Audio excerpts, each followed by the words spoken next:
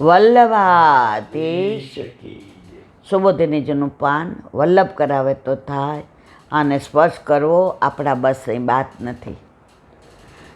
અત્યારે આપણે નારદજીનું ચાલે છે ચરિત્ર, કે કેવી રીતે મરીચીને છની સાથે પોતે બ્રહ્માજીમાંથી પ્રગટ થયા, પણ એને વરદાન હતું કે તું પૂર્વજન્મને નહીં ભૂલે. તો નારદજી વ્યાસજીને પોતાના પૂર્વજન્મનું કહી અને અત્યારે કેવી રીતે વીણા કોણે આપી દેવોએ એને કેવા અંદર તાર અને નારાયણ નારાયણ કરતા પ્રભુએ એને કહ્યું કે તારે દરેક લોકમાં જવાની તને છૂટ.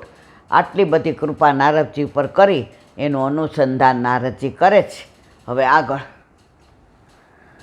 જેમ બાળક પુત્ર ઘરની અંદર બહાર ફર્યા કરે. નાનું છોકરું હોય ને એ જાપાનની બહાર તમે કોઈ એને બોલાવે તોય નહીં જાય. તમે જોજો, ઘરની બહાર ને અંદર ફર્યા રાખે.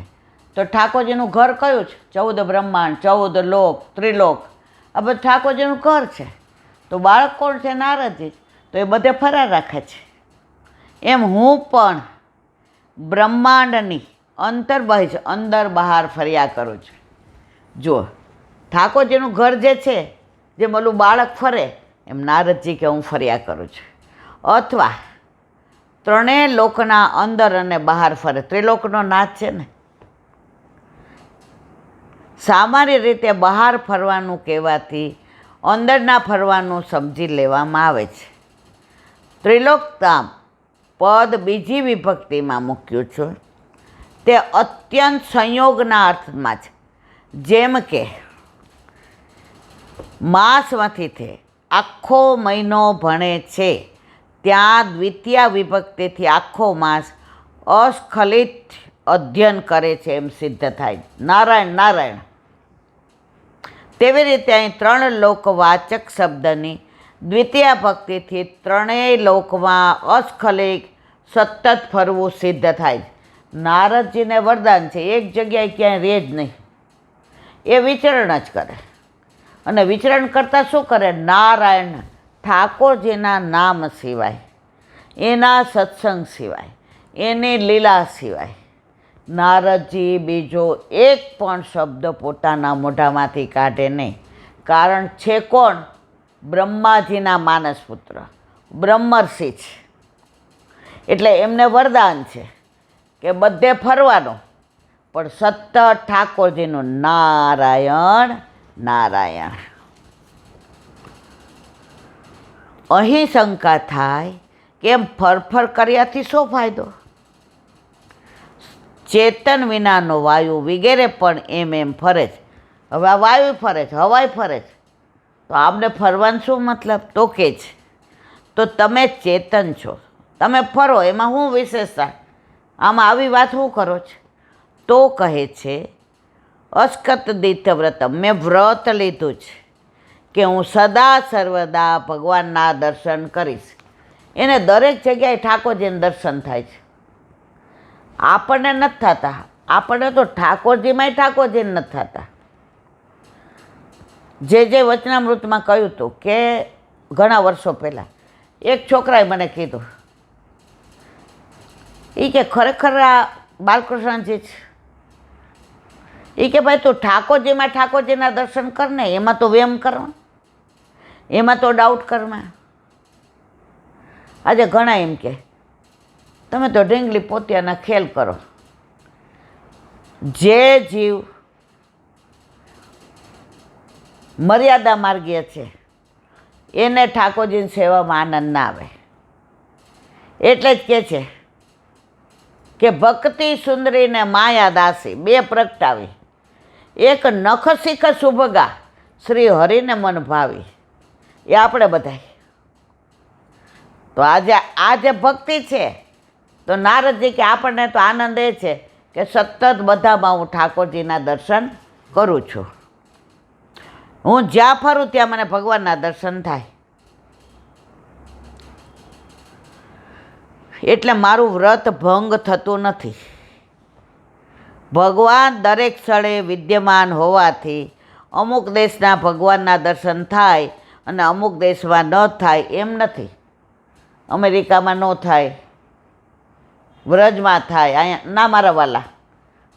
તમારી જો દિવ્ય દ્રષ્ટિ છે, ભાવ દ્રષ્ટિ છે, તો તમને કણ કણમાં ઠાકોરજીના દર્શન થાય. આજે આપણે કાશ્મીર ગયા હતા, કેટલા 2 વર્ષ થયા ને. હવે એ દિવસે સત્સંગ કર્યો નહીં.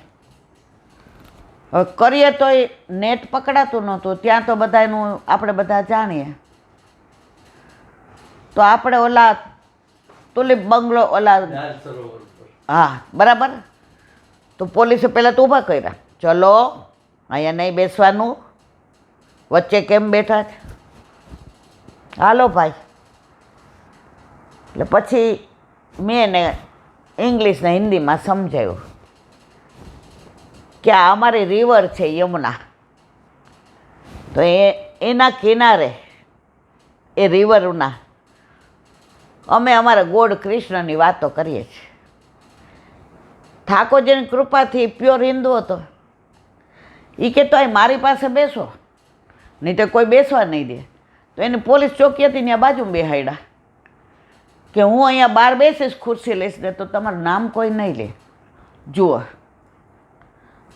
તમને ત્યાં દાલ સરોવરમાં યમુનાજીનો ભાવ આવ્યો તો વલ્લભે યમુનાજીએ કૃપા કરી, તમારી વ્યવસ્થા કાશ્મીરમાં કરી. નહીં તો કાશ્મીરમાં તમારે ત્રેવડ છે, તમે આ બધું બોલી શકો. તો નારદજી કહે છે જ્યાં જાઉં ત્યાં મને ઠાકોરજીના દર્શન થાય છે, કારણ કે એનું વ્રત છે કે સતત હું ઠાકોરજીના દર્શન કરીશ. એ તો ખરી મજા આવી, નહીં બહુ આનંદ આવ્યો હતો. ભક્તોએ ભક્તિથી દરેક સ્થળે ભગવાનના દર્શન કરવા જોઈએ. તમે શ્યામ બાવાએ વચનામૃતમાં કહ્યું હતું કે તમે કાશ્મીર જાઓ, આ વાદિયા, આ વૃક્ષો, આ વેલીઓ બધું જુઓ. દાલ સરોવર તો યમુનાજી યાદ આવે, પર્વત જુઓ સોનમર્ગ ને ગુલમર્ગ તો ગિરિરાજી યાદ આવે, ફૂલો જુઓ તો વૃંદાવન યાદ આવે. તો તમને કાશ્મીરમાં વ્રજની સુધી આવી ને, તો આ તમારી ભક્તિ છે. ભલે ને કાશ્મીરમાં આવ્યા, આપણે ઓલા ફૂલો કલરવાળા જોયા તો આપણને તરત વૃંદાવન યાદ આવ્યું. ભલે અત્યારે બધું તિરોહિત થઈ ગયું છે. સારસ્વત કલ્પના હતું, એની કલ્પના કરી ભાગવતની, તો બધો કેવો આનંદ આવ્યો. તો વાત કે છે, તેથી ભક્તોએ ભક્તિથી દરેક સ્થળે ભગવાનના દર્શન કરવા જોઈએ. તેથી જે સ્થળે ભગવાનના દર્શન થાય નહીં તે સ્થળ જ વ્રતની હાનિ થાય. તમને દરેક જગ્યાએ ઠાકોરજીના દર્શન ન થાય તો સમજી લેવાનું કે ખામી તમારામાં છે. પણ મને તો દરેક સ્થળે ભગવાનના દર્શન થતા હતા, એટલે હું ફરતો રહેતો હતો અને મારું વ્રત અસ્ખલિત આજની તારીખમાં ચાલુ છે. બોલો વલ્લભા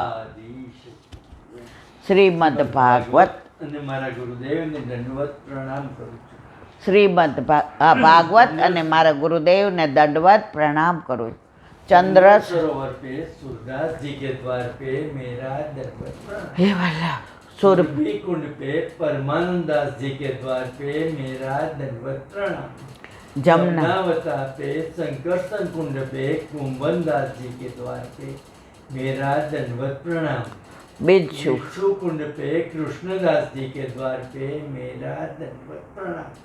कदम खंडी पे गोविंद स्वामी के द्वार पे मेरा दंडवत प्रणाम. अप्सरा कुंड पे चित्त स्वामी के द्वार पे मेरा दंडवत प्रणाम. मानसी गंगा पे नंददास जी के द्वार पे मेरा दंडवत प्रणाम. रुद्र कुंड पे चत्रबुद्धास जी के द्वार पे मेरा दंडवत प्रणाम. व्रज विलास वृद्धि गोपिकाओं ने मारा दंडवत प्रणाम. हे वल्लभ સવારથી અત્યાર સુધી સેવા સ્મરણ સત્સંગ જે પણ તે કરાવ્યો તે તારા ચરણારવિંદમાં સમર્પણ કરું છું. ભૂલ અપરાધ થઈ હોય તો ક્ષમા કરજો. બોલો વલ્લભાધીશ કી જય.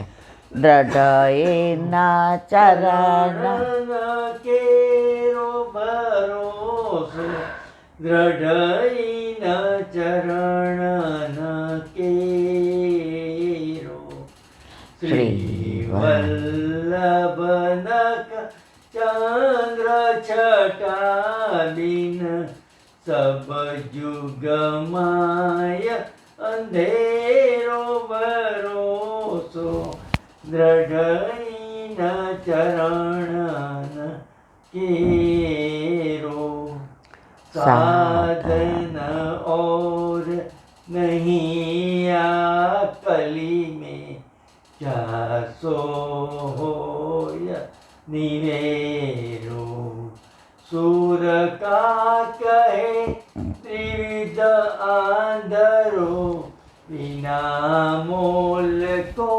चेरो भरोસો દ્રઢઈન ચરણ દ્રઢઈન ચરણ દ્રઢઈન ચરણ કેરો શ્રી વલ્લભાધીશ કી જય. હે વલ્લભ, આજનો આ સત્સંગ મારા વલ્લભના ચરણારવિંદમાં સમર્પણ કરું છું. ભૂલ અપરાધ થઈ હોય તો ક્ષમા કરજો. આ મારા વલ્લભની વાણી અને ભૂલ હોય મારી. બોલો વલ્લભાધીશ કી જય. બધાય વૈષ્ણવને ગંગા દશમીના જાજા કરીને જય શ્રી કૃષ્ણ.